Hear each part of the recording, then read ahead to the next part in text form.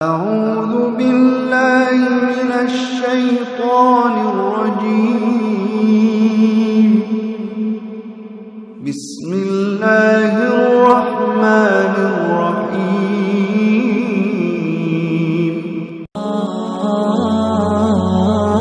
আল্লাহ বললেন খবরদার নিরাশ হবি না লা তাইয়াসু মির রাহিল্লাহ যত অন্যায় হোক যত পাপ হোক যত গুনাহ হোক জায়নামাজটা বিছিয়ে দেন ওযু করে সিজদায় পড়ে চোখের পানি ছেড়ে দেন ক্ষমা চান ক্ষমার মতো ক্ষমা চাইলে জীবনের সব গুনাহ maaf করে দিতে পারে কে বিশ্বনবী বলেন আল্লাহর দয়ার কোনো সীমা নাই প্রতিদিন আমি বিশ্বনবী আল্লাহি লা আস্তাগফিরুল্লাহ ওয়া আতুবু ইলাইহি ফিল ইয়াউমি আকসার মিন 70 মাররা প্রতিদিন আল্লাহর দরবারে আমি বিশ্বনবী 70 বারের বেশি তওবা করি ইস্তেগফার পড়ি কয়বার আকসার মিন 70 মাররা more than 70 times in a day একদিনে 70 বারের বেশি এই নবীর কোনো গুনাহ নাই গুনাহ আছে কথা বলেন বিশ্বনবীর কোনো গুনাহ আছে ওনার কোনো পাপ নাই পঙ্কিলতা নাই নিষ্পাপ একজন মহামানব একজন অসাধারণ ব্যক্তিত্ব তিনিও প্রতিদিন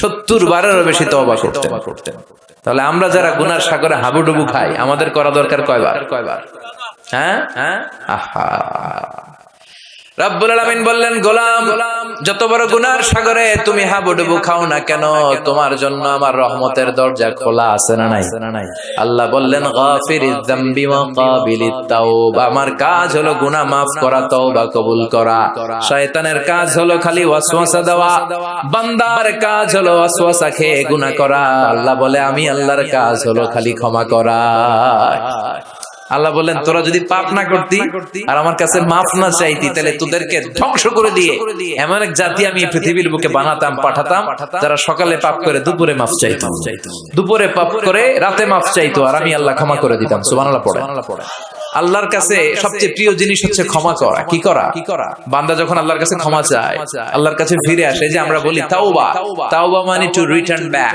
ফিরে আসা মনিবের কাছে ফিরে আসা ভুলকে বুঝতে পারা ক্ষমা চাওয়া চোখের পানি ছাড়া বিশ্বনবী বলেন দুই ফোঁটা চোখের পানি আল্লাহর কাছে সবচেয়ে প্রিয় এক হচ্ছে জিহাদের ময়দানে রক্তের ফোঁটা দুই ফোঁটা পানি আল্লাহর কাছে সবচেয়ে প্রিয় এক হচ্ছে জিহাদের ময়দানে রক্তের ফোঁটা দুই হচ্ছে অনুতপ্ত বান্দার ক্রন্দনরত অবস্থায় চোখের পানির ফোঁটা এই অনুতপ্ত বান্দার চোখের পানি আল্লাহর কাছে এত প্রিয় অনুতপ্ত বান্দা যখন হাত তুলে মাথাটা নিচের দিকে করে চোখের পানি ছাড়ে ওই চোখের পানি চোখ বেয়ে নাকের ডগা পেয়ে জমিনে পড়ার আগে ওই গুনাহগার বান্দারে maaf করে দেয় কে সাইয়েদনা আদম ভুল করলেন আমরাও ভুল করি সাইয়েদনা আদমকে আল্লাহ ক্ষমা করলেন আমাদের গুনাহগুলো ক্ষমা করবে কে সাইয়েদনা আদম দুনিয়ার বুকে এসে শত শত বছর আল্লাহর কাছে ক্ষমা চাইলেন আল্লাহ বললেন আদম তোমাকে কয়েকটা কালিমাত বাক্য আমি শিখিয়ে দেই এই বাক্যগুলো দিয়ে অনুতপ্ত হয়ে ক্ষমা চাও ক্ষমা করে দিব সাইয়েদনা আদম পড়তে আরম্ভ করলেন রব্বানা যালামনা আনফুসানা ওয়া ইল্লাম তাগফির লানা ওয়া তারহাম লানাকুনান্না মিনাল খাসিরিন আল্লাহ পাপ করেছি অন্যায় করেছি ভুল করেছি তুমি যদি maaf না করো maaf করার কেউ নাই ঠিক কি না লানাকুনান্না মিনাল খাসিরিন আল্লাহ আমরা ক্ষতিগ্রস্তদের মধ্যে অন্তর্ভুক্ত হয়ে যাব এজন্য সাইয়েদনা আদম আলাইহিস সালাম যা করলেন ওই পদ্ধতিতে আমাদেরও তওবার দরকার আছে না নাই তওবা কবুল হওয়ার জন্য কয়েকটা শর্ত আছে শুনবেন এক নাম্বার শর্ত হচ্ছে অ্যাকনলেজমেন্ট স্বীকারোক্তি আল ইকরার you have to acknowledge what you have done from sin কি পাপ করছেন এগুলো গুনে গুনে আল্লাহরে বলবেন আল্লাহ আমি পাপী এই আকাশের নিচে এই জমিনের উপর আমার চেয়ে বড় পাপী কেউ নাই আমি সবচেয়ে বড় পাপী আমি নরপিশাচ আমি নাদান আমি মূর্খ আমি নালায়েক চিল্লায় কোন ঠিক কিনা এইভাবে নিজেরা ছোট করেন আর স্বীকার জান আল্লাহ আমি পাপী আমার চাইতে বড় পাপী কেউ নাই আমরা সবাই পাপী আমাদের 14 গোষ্ঠী পাপী জোরে কোন ঠিক কিনা সবাই পাপী সব আমরা পাপ করেছি আল্লাহ আমার চেয়ে বড় পাপী কেউ নাই এভাবে স্বীকার করেন আল্লাহ আমি এই পাপ করেছি আমি নামাজ আমি মিথ্যা সাক্ষী দিয়েছি প্রতিবেশীর উপর জুলুম করেছি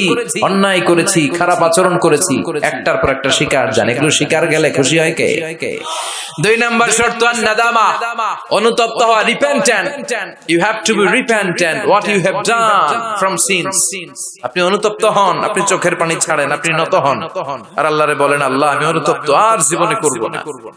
3 নাম্বার শর্ত হচ্ছে stop what you have done from sins, যে পাপগুলো করেছেন এটা এখনই বন্ধ করেন। অনেকে কয় না এগুলা কইরা যাই, পরে কদরের রাতে মাফ চাবেন, আছে না নাই? ও যে কদর পাবে কোনো গ্যারান্টি আছে?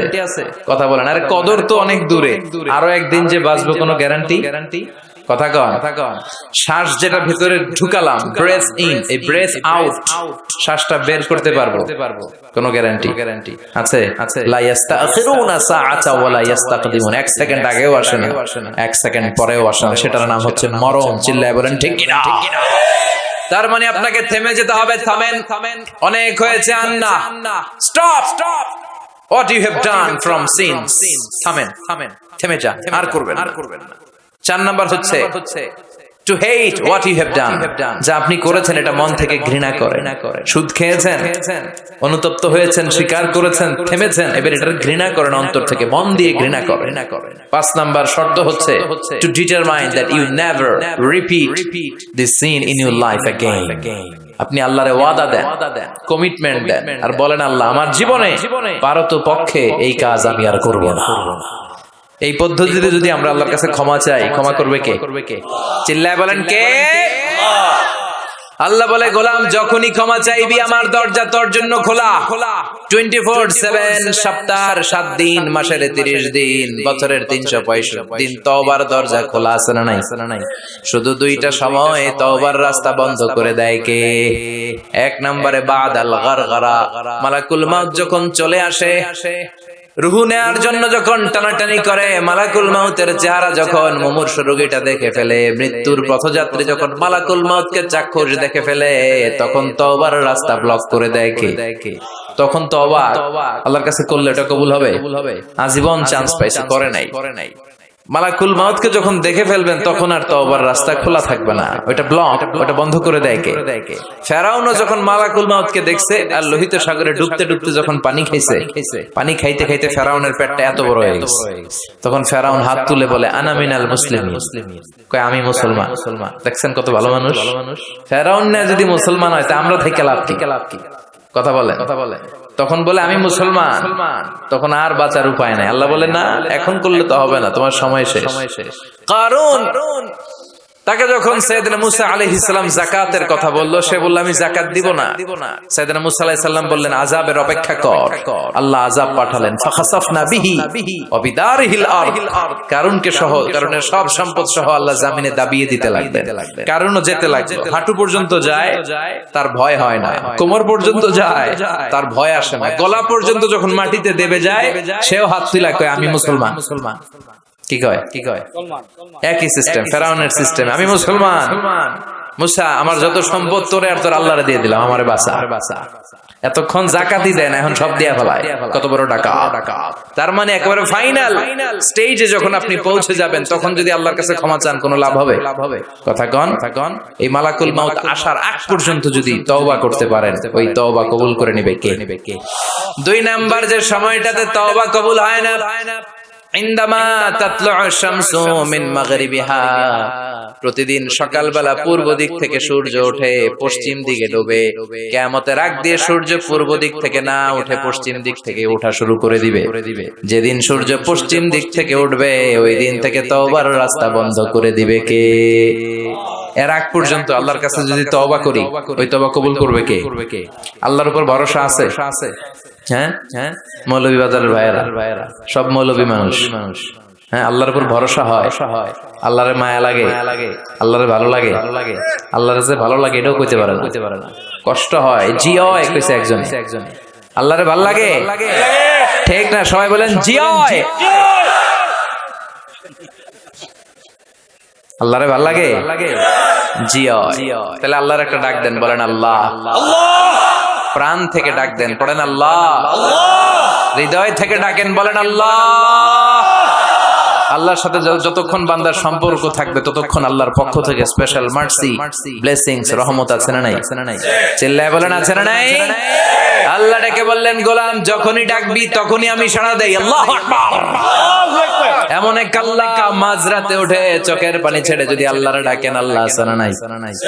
আপনিও ঘুমান, আপনার আল্লাহও যদি ঘুমায়, তাহলে আপনি যখন ঘুম থেকে জেগে আল্লাহরে ডাকবেন, আল্লাহ ডাকে সাড়া দিতে পারবে না, ঠিক কিনা? কিন্তু এই জন্য আল্লাহ ঘুমায় না। আমরা ঘুমিয়ে পড়ি, আল্লাহ ঘুমায় না। কারণ উনি যদি ঘুমিয়ে যায়, আমার যদি ঘুম ভেঙে যায়, আমার কিছু লাগলে দিবে কে? উনি ছাড়া দেওয়ার কেউ নাই। সাইয়েদনা মুসা আলাইহিস সালাম আল্লাহর একবার প্রশ্ন করছেন, আল্লাহ আয়াগলিবুকান নাওমু, আপনার কি ঘুমে ধরে? সুবহানাল্লাহ কইবেন না? এই পৃথিবীতে মুসা আলাইহিস সালাম আল্লাহকে প্রায় এরকম অবাক করা প্রশ্ন করেছেন। আল্লাহকে জিজ্ঞেস করলেন, আল্লাহ সারাদিন আমি ছাগল চড়াই। মুসা আলাইহিস সালাম কি চড়াতেন? আপনারা ছাগল চড়াননি? হ্যাঁ, ছাগল চড়ান না? ছাগল চড়ানো সুন্নাহ, পারলে চড়াবেন। সহিহ বুখারীর বর্ণনা, মা মিন নাবিয়্যিন ইল্লা রাআল গানাম, এই পৃথিবীতে এমন কোন নবী নাই যে নবী ছাগল চড়ায় নাই। সুবহানাল্লাহ পড়েন। সাহাবারা বললেন, ইয়া রাসূলুল্লাহ আপনিও ছাগল চড়িয়েছেন? বিষ্ণু বললেন, হ্যাঁ আমিও তো মক্কার লোকদের ছাগল চড়িয়ে দিয়েছি অল্প কিছু পয়সার বিনিময়ে। আল্লাহু আকবার। সাইয়েদনা মুসা আলাইহিস সালাম বললেন, মাবুদ সারাদিন ছাগল চড়িয়ে আমি ক্লান্ত হয়ে যাই, রাত্রিবেলা ঘুম আমার উপরে চেপে বসে। আপনি সারাদিন গোটা বিশ্বের সব ব্যবস্থাপনা সারার পরে রাত্রিবেলা আপনার ঘুম আসে কিনা? আয়াগলিবুকান নাওমু, উনি ভাবছে আমগো যেমনি ঘুম ধরে আল্লাহর ধরে টরে কিনা। আল্লাহ এই প্রশ্নের উত্তর না দিয়ে সাইয়েদনা মুসা আলাইহিস সালামকে বললেন, দুইটা গ্লাস নাও, পানি ভর্তি গ্লাস, আর এই গ্লাসের ভেতরে পানি নাও, নিয়ে তুর পাহাড়ের উপরে দাঁড়াও। মুসা আলাইহিস সালাম গ্লাসের ভেতরে পানি নিয়ে তুর পাহাড়ের ঠায় দাঁড়িয়ে রইলেন। আর আল্লাহকে জিজ্ঞেস করলেন, আল্লাহ আয়াগলিবুকান নাওমু, জিজ্ঞেস করলাম আপনার ঘুমে ধরছে কিনা, আপনি পানি নিতে বললেন কেন? আল্লাহ বললেন, নো টক, কোনো কথা বলা যাবে না, যা বলেছি তা করো। তো সাইয়েদনা মুসা আলাইহিস সালামকে বললেন দাঁড়িয়ে থাকো, আর ঘুমরে বললেন তুই মুসারে ধর। ঘুমরে কি বললেন? মুসা আলাইহিস সালামকে ধরো। ঘুম যে সাইয়েদনা মুসা আলাইহিস সালামকে ধরলেন, উনি আর দাঁড়ায় থাকতে পারেন। আল্লাহ বললেন এই গ্লাসের পানি কিন্তু ফালানো যাবে না, দাঁড়িয়ে থাক। সাইয়েদনা মুসা আলাইহিস সালাম একবার ডান পাশে যায়, একবার বাম পাশে, এদিক ওদিক করে, নাড়াচাড়া করে, মাগার দাঁড়িয়ে থাকতে পারে না, কারণ ঘুম অর্ডার মানে কার? সাইয়েদনা মুসা আলাইহিস সালামকে ধরলেন। মুসা আলাইহিস সালাম আর দাঁড়িয়ে থাকতে পারে না, ঘুমের ধাক্কায় পড়ে যায়। হাতের গ্লাসগুলো জমিনে পড়ে খান খান হয়ে যায়, টুকরো টুকরো হয়ে যায়, পানিগুলো পড়ে যায়, গ্লাসগুলো ভেঙে যায়। আল্লাহ মুসা আলাইহিস সালামকে ডেকে বললেন, ও মুসা বেশি কিছু নয়, শুধুমাত্র দুইটা পানির গ্লাস, পানি সহ হেফাজতের দায়িত্ব দিয়েছিলাম, এই ঘুমের কারণে হেফাজত করতে পারো নাই। আমি আল্লাহ যদি তোমার মতো এরকম ঘুমিয়ে যেতাম, চন্দ্রের সাথে সূর্য লেগে, পৃথিবীর সাথে মঙ্গল লেগে, একটার সাথে আরেকটা তারা গ্রহ নক্ষত্র লেগে গ্লাস দুইটার মতো খান খান হয়ে ভেঙে যেত রে মুসা, ভেঙে টুকরা টুকরা হয়ে যেত। লা তাখুযুহু সিনাতু ওয়ালা নাওম, never the slips not the slumber overtakes him. আল্লাহর ঘুম তো ধরেই না, ঘুমের আগে যে ঝিমুনি আসে, তন্দ্রা আসে, ওইটাও ধরে না। সে আল্লাহ ডেকে বললেন, গোলাম যখনই ডাক দিবি আমি আল্লাহ আছি না নাই? বিশেষ করে শেষ রাতে আল্লাহ ডাকতে থাকেন, আলা মিন মুস্তাগফিরিন আগফিরালা, কার ক্ষমার দরকার ক্ষমা চাও, ক্ষমা করে দেব। আলা মিন মুস্তারজিকিন আরযুকালা, কার দারিদ্রতা আছে আমার কাছে চাও, রিজিকের ব্যবস্থা করে দেব। কার ক্ষমতা দরকার, কার সুন্দরী বউয়ের দরকার, আমার কাছে চাও, দিয়ে দেব। কে পরীক্ষায় সফল হতে চাও, কে বিপদ থেকে মুক্তি পেতে চাও, আমি আল্লাহর কাছে চাও, আমি দিয়ে দেব। সুবহানাল্লাহ পড়ে। আর ওই টাইমে আমরা নাক ডেকে ঘুমাই। আল্লাহ দেওয়ার জন্য প্রস্তুত, উনি ডাকছেন, কিন্তু ওনার ডাকে সাড়া দেওয়ার সময় আমাদের নাই। কথা বলেন। এজন্য শেষ রাতে আল্লাহর কাছে চাওয়ার দরকার আছে না নাই? তাহাজ্জুদের জায়নামাজে দাঁড়ানোর দরকার আছে না নাই?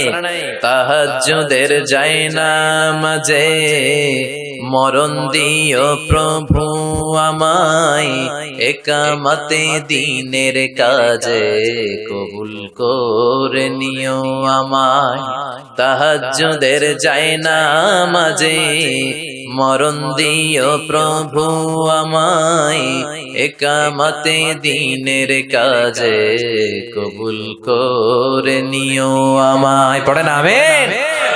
তাহাজ্জুদ যারা পড়বে এদের সম্মানকে বাড়িয়ে দিবে কে? আল্লাহ ডেকে বললেন, গোলাম, এমন একটা মুহূর্ত নাই যেই মুহূর্তে আমি তোর রক্ষণাবেক্ষণ করি না। আমি হলাম the nourisher, the cherisher, the sustainer of this multi dimensional universe 24/7। যখনই যাবি, যখনই আল্লাহ বলে আমরা ডাকবো, এটাকে সাড়া দেওয়ার তিনি আছেন না নাই? এজন্য যখনই অন্যায় হবে সাথে সাথে তওবা করব। অনেকে বলে না আজকে অন্যায় করেছি, আজকে না কালকে মাফ চাবো, এই বছর করছি আগামী বছর মাফ চাবো, এই বছর পাপ টাপ করে নেই আগামী বছর উমরায় যাবো, কাবাঘর ধরে মাফ চাবো, এরকম আছে না নাই? আপনি যে কাবাঘর পর্যন্ত পৌঁছতে পারবেন গ্যারান্টি আছে? না, দেরি করা ঠিক না। কয়েকটা কাজে দেরি করতে বিশ্বনবী নিষেধ করেছেন। এক নাম্বার as-salatu fi waqtiha, নামাজের সময় হলে নামাজ পড়ে নেয়া। দেরি করা যাবে? সালাত প্রতিষ্ঠায় দেরি করা যায়? সালাতে কায়েম করো, সালাতে কায়েম করো, হবে সম্মানী তুমি, হবে জান্নাতি তুমি, হবে সম্মানী তুমি, হবে জান্নাতি তুমি, দিবে কাল হাসরে শীতল ছায়া আরশে আজিম, রব্বিয়াল আলা, রব্বিয়াল আযীম। ঠিক কি না? সালাতের সময় হবে তো সালাত করবেন। মাইয়েত, কেউ মারা গিয়েছে, সাথে সাথে দাফন কাফনের ব্যবস্থা করবেন। ছেলে মেয়েরা প্রাপ্ত বয়স্ক হয়েছে, বিয়ের ব্যবস্থা করবেন। ঋণী আপনি, হাতে অর্থ এসেছে, সাথে সাথে ঋণ দিবেন। এগুলোতে দেরি করা যাবে? 5 নাম্বার হচ্ছে আত-তাওবা ফাওরান, পাপ হয়েছে কোনো দেরি নয়, কালকে নয়, সকালে করেছি রাতে নয়, যখনই পাপ করেছি সাথে সাথে তওবা করব। কার কাছে? চোখের পানি ছেড়ে দেন আল্লাহর কাছে, কায়মন বাক্যে চোখের পানি ছেড়ে তওবা করেন। অনেকে মনে করে হুজুর ডেকে তওবা করানো লাগে। কথা কন, মৌলভী বাজারে এগুলা নাই, আছে? মনে করে যে পীর সাহেব হুজুরের হাতে হাত রেখে তওবা পড়তে হবে, ইমাম সাহেবকে লাগবে, বড় হুজুরের লাগবে, হুজুর আসতে না পারলে মনে হয় তওবা হবে না। এরকম চিন্তা ভাবনা করার কোনো সুযোগ আছে না। আপনার রবের কাছে আপনি ক্ষমা চাইবেন, কাউরে লাগবে না। চোখের পানি ছাড়েন, আল্লাহরে ওয়াদা দেন আল্লাহ আর করবে না। আল্লাহর কাছে ক্ষমা চান, আপনারে ক্ষমা করবে কে? উনি হচ্ছেন ক্ষমাশীল। প্রতিনিয়ত ক্ষমা চান, যতবার অন্যায় হবে ক্ষমা চান। বিশ্বনবী প্রতিদিন ক্ষমা চাইতেন কয়বার? চিল্লায় বলেন। 70 বারেরও বেশি। আকসার মিন 70 মাররা, 70 বারেরও বেশি বিশ্বনবী পড়তেন আস্তাগফিরুল্লাহ। কি পড়তেন? আওয়াজ করে পড়েন আস্তাগফিরুল্লাহ, আবার পড়েন আস্তাগফিরুল্লাহ।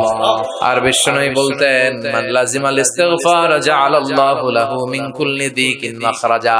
সব সময় যে ইস্তিগফার পড়বে সে যদি কোনো বিপদে আটকে যায়, বিপদ থেকে উদ্ধার করবে কে? আমাদেরকে বিপদ থেকে উদ্ধার করে কে? না আমাদের বড় পীর সাহেব, না আপনাদের এখানে শাহজালাল ইয়ামানির মাজার আছে তো উনি উদ্ধার করে এলাকার লোকদেরকে। হ্যাঁ, উদ্ধার করে কে? বাঁচাতে পারে কে? তরাতে পারে কে? সুস্থ রাখতে পারে কে? সফলতা দান করতে পারে কে? জান্নাত দিতে পারে কে? আল্লাহ ছাড়া কেউ কিছু করতে পারে না, এমনকি বিশ্বনবীও কিছু করতে পারে না। ঠিক কিনা? বিশ্বনবীর কাছেও চাওয়া যায় না, কারণ বিশ্বনবী নিজেও চাইতেন কার কাছে? বিপদে আপদে সব সময় আমরা একটা সত্তার কাছে চাই। চিল্লায় বলেন তিনি কে?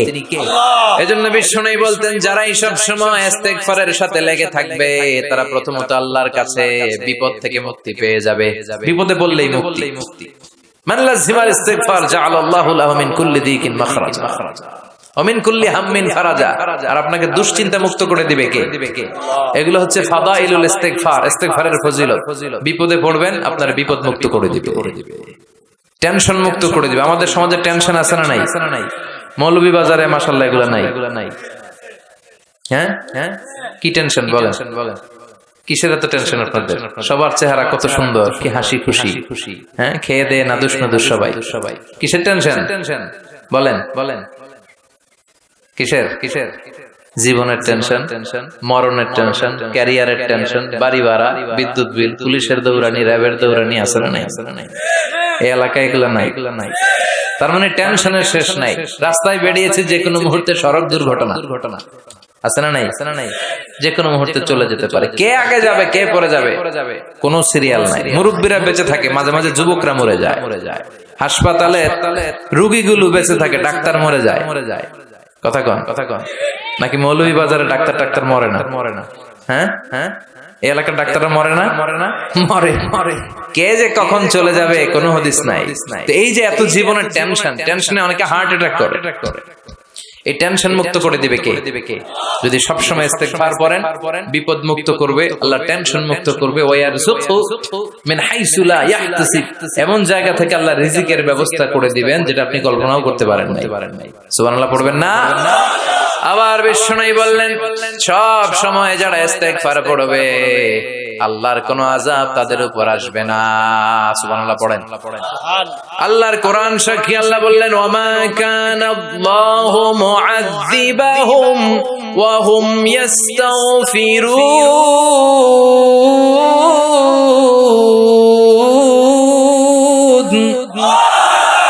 যতক্ষণ আমার বান্দাগুলো, আমার গোলামগুলো আমার কাছে ক্ষমা চাইতে থাকবে, আমার বান্দার উপরে আমার কোনো আযাব পতিত হবে না। সুবহানাল্লাহ পড়েন। সবসময় আযাব মুক্ত থাকবেন, বিপদ মুক্ত থাকবেন, কিন্তু শর্ত হচ্ছে সবসময় কি পড়তে হবে? 5 নাম্বার ইস্তেগফারের ফজিলত হচ্ছে বেশি বেশি ইস্তেগফার পড়লে আল্লাহ তাআলা আপনাকে মুস্তাজাবুদ দাওয়া বানিয়ে দিবে। কি বানায় দিবে? মুস্তাজাবুদ দাওয়া মানে এমন ব্যক্তি আপনি হয়ে যাবেন, আপনি হাত তুলতে দেরি, ওই দোয়া কবুল হতে দেরি হবে। সুবহানাল্লাহ পড়বেন না? মুস্তাজাবুদ দাওয়া হতে মন চায়? কার কার মনে চায়? সবার মনে চায়?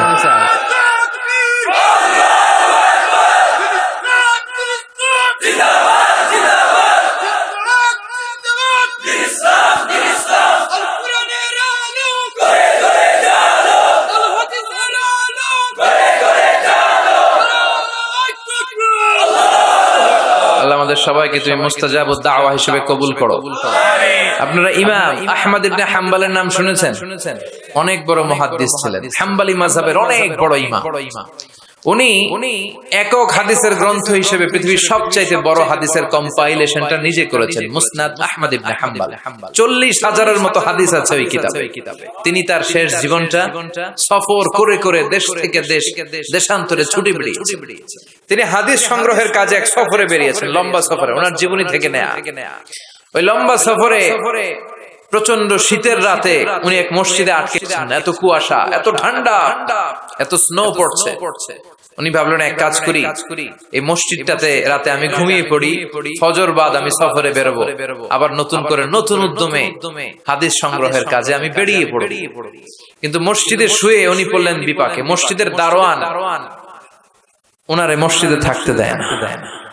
উনি বললেন, বাবা আমি ফজরের সালাতে এই মসজিদে পড়ব নিয়ত করেছি, আমি ফজরের মুসল্লি, রাতটা তুমি কাটাতে দাও, আমি সকাল হতে না হতেই চলে যাও। কিন্তু দারোয়ান তো থাকতে দেয় না, নাছোড়বান্দা। সে বলল বেরোন, মসজিদে থাকা যাবে না, বের হয়ে যান। কারণ দারোয়ান চিনতে পারেনি যে উনি জগৎ বিখ্যাত মুহাদ্দিস, এত বড় আলেমে দ্বীন। দারোয়ান ওনাকে চিনেনি। উনি বাধ্য হলেন মসজিদ থেকে বেরোতে। মসজিদ থেকে বেরোয় হাঁটতে লাগলেন আর শীতে কাঁপতে লাগলেন। হঠাৎ দেখলেন একটা বাজার, আর ওই বাজারে খাব্বাজ যুবক রুটি বিক্রেতা রুটি বানায়। কি বানায়? ওই খাব্বাজকে যে সালাম দিলেন, আসসালামু আলাইকুম, বাবা আমি তোমার রুটির দোকানের পাশে বসতে চাই, একটু আগুন পোহাতে চাই, যদি তুমি অনুমতি দাও। খাব্বাজ বলে আহলান ওয়া সাহলান ওয়া মারহাবান বিক, আসেন বসে যা, বিশ্রাম নেই, আগুন পোহান। আপনি আগুন পোহালে আমার ক্ষতি কি? সুবহানাল্লাহ কইবেন না? কি ভদ্র যুবক।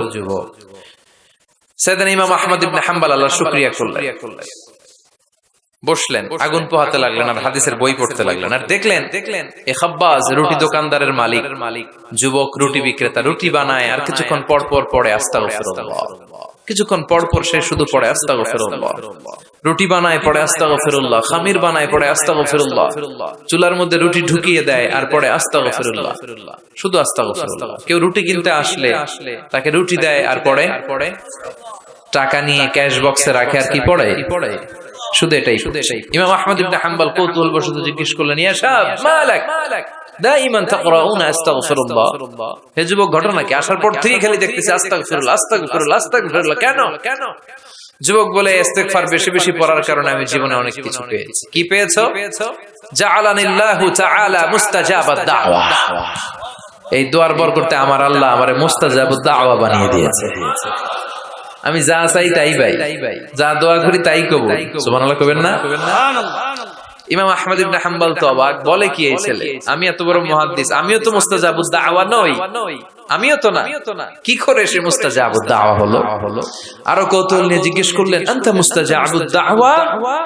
তুমি মুস্তাজাবুদ দাওয়া ওয়া কাইফা যালিক, কিভাবে এটা সম্ভব, কেমন করে হলে? সব দোয়া তোমার কবুল হয়েছে? সে বলল হ্যাঁ, আমি জীবনে যা চেয়েছি আমার সব দোয়া আল্লাহ কবুল করে নিয়েছে, তবে একটা দোয়া ছাড়া। কয়টা? কথা বলেন। এবার ওনার কৌতূহল আরো বেড়ে গেল। সব দোয়া কবুল হয়েছে, আবার একটা কবুল হয় না, এটা কেমন কথা? উনি কৌতূহল নিয়ে জিজ্ঞেস করলেন, ইয়া সাব আইয়ু দুআইন যালিক, ওটা কোন দোয়া যে দোয়া এখনো তোমার কবুল হয় না? এবার যুবক বলতে আরম্ভ করলো, আমি জীবনে যত দোয়া করেছি প্রতিটা দোয়াই আল্লাহ কবুল করে নিয়েছে, একটা দোয়া ছাড়া, সেটা আল্লাহ কবুল করে নাই। সেটা হচ্ছে আমি জীবনে আল্লাহর কাছে চেয়েছি, আল্লাহ শুনেছি এই জামানার সবচেয়ে বড় মুহাদ্দিস, ওনার নাম নাকি ইমাম আহমদ ইবনে হাম্বল, আমি যেন ওনাকে আমার দুটি নজর দিয়ে দেখে মরতে পারি, আল্লাহ তুমি কবুল করো।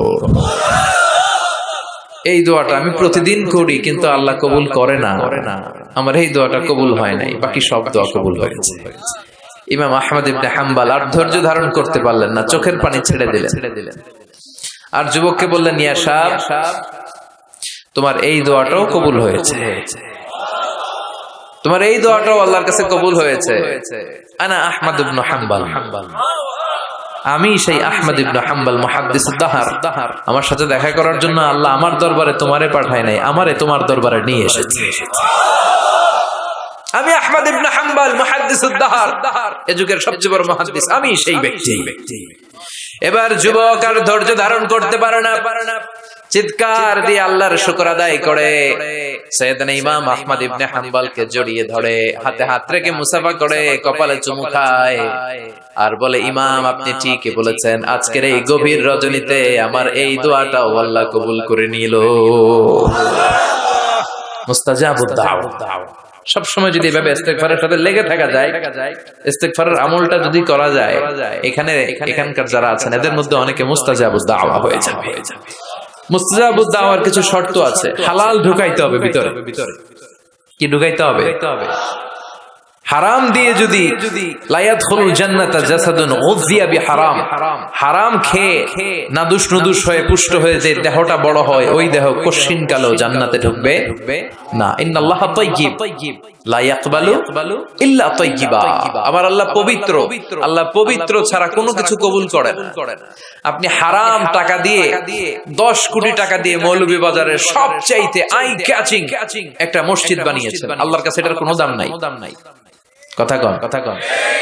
আর আপনি মসজিদের নির্মাণ কাজে আপনার পকেটে টাকা নাই, বাজার করে যাচ্ছিলেন, 5 টাকার একটা খুচরা নোট দান করেছেন, এটার মর্যাদা আল্লাহর কাছে বেশি, কারণ এটা হালাল উপার্জন দিয়ে দান করেছেন। আর হারাম উপার্জন থেকে 10 কোটি টাকার মসজিদ বানালো আপনার আমলনামায় কিছুই যুক্ত হবে না। চিল্লা এখন ঠিক কিনা? এজন্য সবসময় হালাল খাইতে রাজি আছেন তো প্রিয় ভাইয়েরা? খেয়াল রাখবেন, হালাল এটা বরকতময়, হালাল এটা কল্যাণকর, হালাল এটা পবিত্র, হালাল এটা স্বাস্থ্যকর, হালাল যেটা এটা পরিবেশ বান্ধব। সুবহানাল্লাহ পড়েন। এজন্য আমরা সব সময় জীবনের প্রতিটি অঙ্গনে হালাল মেইনটেইন করব। কি মেইনটেইন? আমরা এই হালাল হারামেও ভাগ করি। কি করি? অনেক লোক আছে, এই লোকেরা যদি আপনি শুকরের গোশত ভাইজা দেন, সরকারি চাকরিজীবী বাংলাদেশের মুসলমান ভাই, শুকরের গোশত খাবে? কথা কন। কেন খায় না? কারণ এটা যেই লোকটা হারাম হওয়ার কারণে শুকরের গোশত খায় না, ও কিন্তু টেবিলের নিচ দিয়ে ঠিকই হারাম ঘুষ লক্ষ লক্ষ টাকা রিসিভ করে। চিল্লা এখন ঠিক কিনা? তার মানে হারামের মধ্যে ভাগ করে ফেলাইছি আমরা। সুবিধাজনক হারাম নেই, হারাম খাই, ওইটাতে আপত্তি নাই, কিন্তু যেটাতে অসুবিধা ওইটার সাথে আমরা নাই। চিল্লা এখন ঠিক কিনা? খাওয়ার ক্ষেত্রে মুসলমানরা হালাল খুঁজে, ফুড হালাল ফুড খুঁজে, কিন্তু অর্থের ক্ষেত্রে হালালের বাস বিচার করে না। টেবিলের নিচ দিয়েও নেয়, উপর দিয়েও নেয়, আবার পারলে বন্দুক ঠেকাইয়াও নেয়। আছে না নাই? মৌলভীবাজারে মাশাআল্লাহ এগুলো নাই। কি আছে? আল্লাহ হেফাজত করো। তাহলে বুঝলাম হালালে বরকত, হারামে কোনো বরকত আছে? কথা বলেন। আচ্ছা আওয়াজ করে উত্তর দেন তো, গরুর গোশত খাওয়া হালাল না হারাম? কুকুর খাওয়া হারাম। গরু হালাল, কুকুর হারাম। আচ্ছা দেখেন, প্রতিদিন বাংলাদেশের বাজারগুলোতে, বিয়ের অনুষ্ঠানগুলোতে, যে কোনো অনুষ্ঠান হলে খাবার দাবারের জন্য গরুর গোশত জবাই হয় না কুকুর জবাই হয়? গরু জবাই হয়, কুকুর জবাই হয় না। কুকুর বেঁচে গেল আর গরু মরল, ঠিক কিনা? ঠিক কিনা? আচ্ছা, বছরে যে বাচ্চা দেয়, গাভী বাচ্চা দেয় বেশি না কুকুর বাচ্চা দেয় বেশি? গাভী বছরে দেয় কয়টা? কুকুর দেয় কয়টা? হ্যাঁ, 5টা 7টা। কোনো জন্ম নিয়ন্ত্রণ নাই তো ওদের। দাদা আসছে, দিচ্ছে আর দিচ্ছে আর। তো গরু আমরা খাইলাম বেশি, কুকুর খাইলাম না। গরু বাচ্চা দিলেও কম, কিন্তু কুকুর বাচ্চা দিলেও বেশি। এবার সারা বাংলাদেশের সবগুলো জেলাতে মিলিয়ে যদি আপনি হিসাব করেন, বলেন তো বাংলাদেশে গরু বেশি না কুকুর বেশি? কারণ কি? এটা হালাল। বরকত ঢুকাই দিছে কে? বরকত বিশ্বাস করেন? হ্যাঁ, মুসলমানরা বরকতে বিশ্বাস করে। 10 লক্ষ টাকা প্রতি মাসে ইনকাম, মাস শেষে কিচ্ছু থাকে না, আরো ঋণ। একটা হসপিটাল বিল পরিশোধ করতে লাগে 5 লাখ, আবার ব্যাংকের ঋণ আছে না নাই? আর রিক্সাওয়ালার পুরা মাসে ইনকাম 5,000। ওইটা দিয়া ছোট্ট একটা জায়গায় বাসা ভাড়া দেয়, ছেলে মেয়েদেরকে পড়ায়, হ্যাঁ, স্ত্রীকে এটা সেটা কিনে দেয়। আবার মাস শেষে 400-500 টাকা থাকে। ওর 5,000 থেকে থাকে 200-300 টাকা, আর 10 লাখ থেকে 1 টাকাও থাকে না, আরো ঋণ কাঁধে নিয়ে এসে ঘুরে বেড়ায়। This is called বারাকা। এটাকে বারাকা বলে। জন্য বরকতে বিশ্বাস করতে হবে, অল্পে তুষ্ট থাকতে হবে, অল্প খান, অল্প পড়েন, অল্প জমান, যতটুকু লাগবে এতটুকুর জন্য কষ্ট করতেই হবে। কিন্তু সম্পদের পাহাড়, ব্যাংক ব্যালেন্স, গাড়ি বাড়ি, সোনা দানা, এফডিআর, প্রাইজ বন্ড, সঞ্চয়পত্র, একটার পর একটা টাকার পিছে যে আমরা ছুটছি, এটা ইসলাম আমাদের শিখায় না। আমরা বরকতে বিশ্বাসী, আমরা হালাল খাবো, রাজি আছেন? আর সব সময় পড়বো কি? আস্তাগফিরুল্লাহ।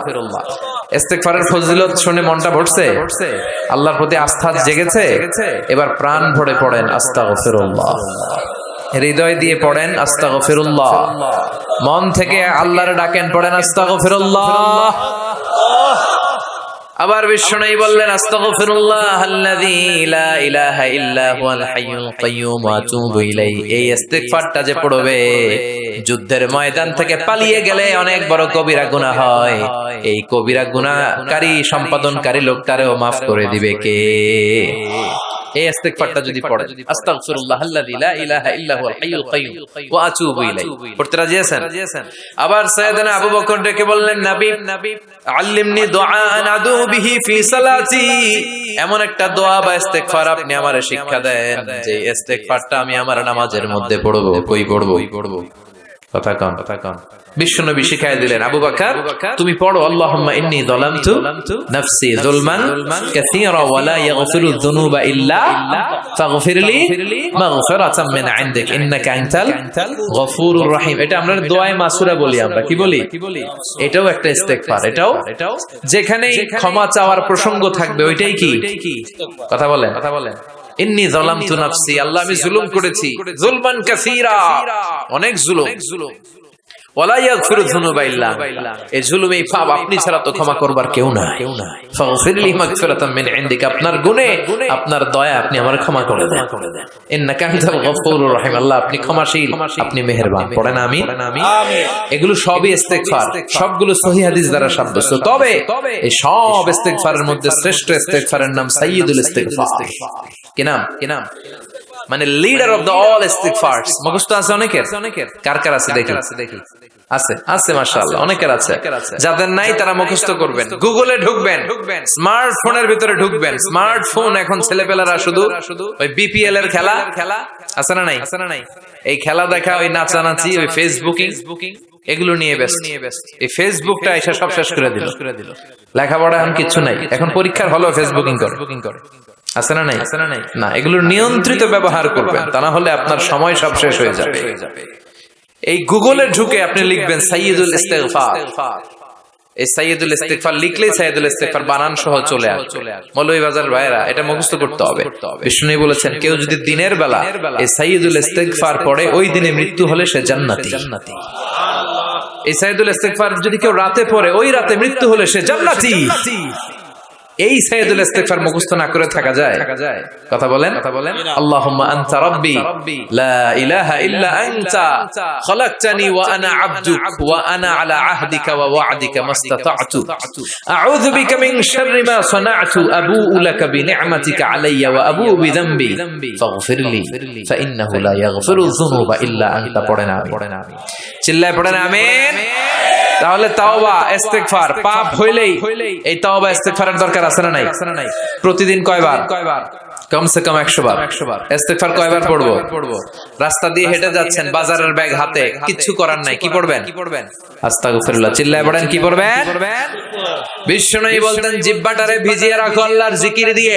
লা ইয়াজালু লিসানুকা রাতবান মিন যিকরিল্লাহ। একটা মুহূর্ত যেন আল্লাহর জিকির ছাড়া সময়টা না কাটে, ঠিক কি না? লা ইলাহা লা ইলাহা ইল্লাল্লাহু মুহাম্মাদুর রাসূলুল্লাহ সাল্লাল্লাহু আলাইহি ওয়াসাল্লাম। এই যে জিকিরটা আওয়াজ করে আমি করালাম সবাই মিলে, বিশ্বনবী কিন্তু এইভাবে জিকির করাতাম। তো হুজুর আপনি করাইলেন কেন? তালিমান, শিখানোর জন্য। লা ইলাহা ইল্লাল্লাহটা অনেকের ভালো শুদ্ধভাবে নাও জানা থাকতে পারে, জন্য তালিমান মাঝে মাঝে আমরা করাই। কিন্তু নিয়ম হচ্ছে এই জিকিরগুলো আস্তে আস্তে করা। কিভাবে? আল্লাহ বলেন ওয়াজকুর রাব্বাকা ফি নাফসিকা তাদাররুআ ওয়া খাইফা ওয়া দুনাল জারি মিনাল কাওলি বিল গুদুবি ওয়াল আসাল ওয়া লা তাকুম মিনাল গাফিলিন। আল্লাহু আকবার। আল্লাহ বললেন আমার জিকির করো বিনয়ের সাথে, ধীর চিত্তে, আস্তে আস্তে, চিল্লা ভাল্লা করে নয়। কার কথা? লাফালাফি করে নয়। কার কথা? ভদ্রভাবে, মনে মনে, একা একা যখন থাকেন, নামাজের আগে পড়ে সব সময় জিহ্বাটারে আল্লাহর জিকির দিয়ে ভিজিয়ে রাখে। কিন্তু লাফালাফির জিকির এই দেশে আছে না নাই? আল্লাহর মেহেরবানি মৌলভীবাজার এগুলো কম বোধহয়, তাই না? আলহামদুলিল্লাহ। কিন্তু বাংলাদেশে অনেক জায়গায় কিন্তু লাফায় খালি। আপনাদের কাছে দেখলে কেমন লাগে? আমি এখন জিকিরের কথা কইতেছি, কেউ যদি আইসা আমারে ধরে, হ্যাঁ, এদিক থেকে যদি আমার কাঁধে ওঠে, আমার মাইক যদি ধাক্কা মারে, আমি দেবো দৌড়। কথা কন।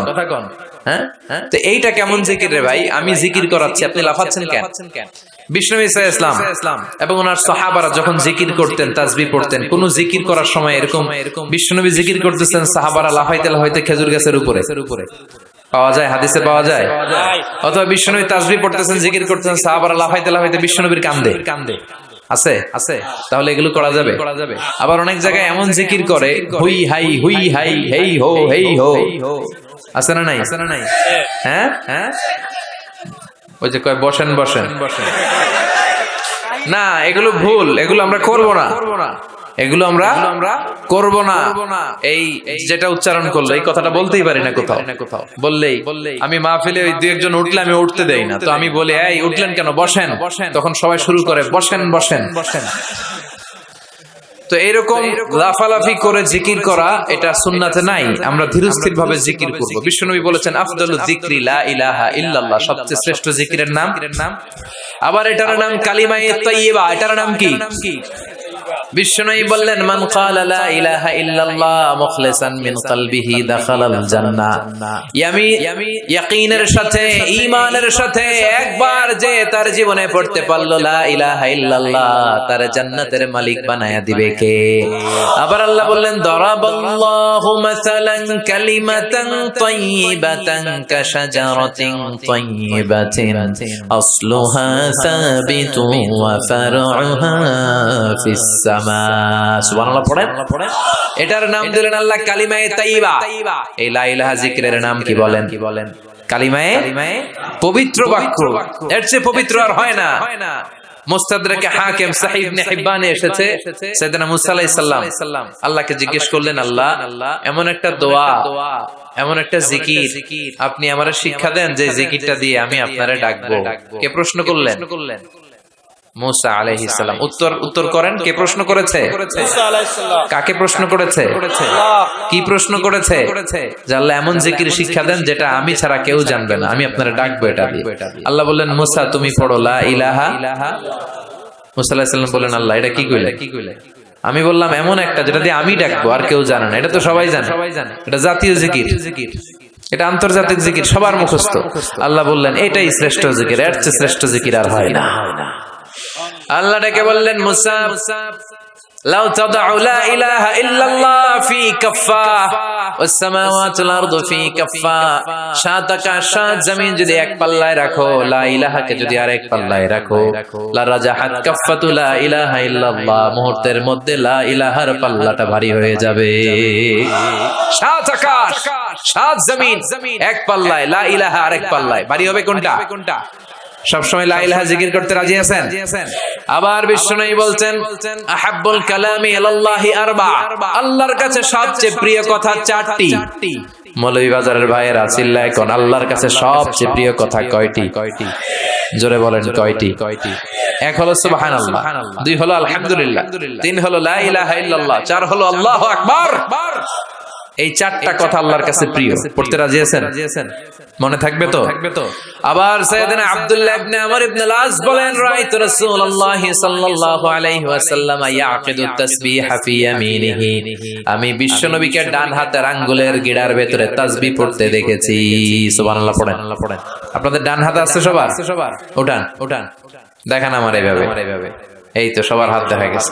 এবার আঙ্গুলগুলো এরকম করেন আমার মতো, এই যে এরকম, এই আঙ্গুলটা এখানে নিয়ে সালাত শেষে সুবহানাল্লাহ 33 বার এভাবে শুরু করবেন, সুবহানাল্লাহ সুবহানাল্লাহ সুবহানাল্লাহ সুবহানাল্লাহ সুবহানাল্লাহ। কারণ সাইয়েদনা আব্দুল্লাহ ইবনে আমর ইবনে আল-আস বিশ্বনবীকে আঙ্গুলের গিরার মধ্যে এভাবে সুবহানাল্লাহ পড়তে দেখেছে। এই আঙ্গুলের গিরা কিয়ামতের দিন আপনার পক্ষে আল্লাহর কাছে সাক্ষী দিবে। হাত নামান। তাসবিহ পড়েন না অনেকে? ওটা জায়েজ প্রয়োজনে, কিন্তু এইটা বেশি সুন্নাহ, সুন্নাহর কাছাকাছি নিজের আঙ্গুলের গিড়ায় করা। বিশ্বনবী এইভাবে করতে রাজি আছেন সবাই? আল্লাহর জিকির করতে ভালো লাগে? আল্লাহ বলে ফাযকুরু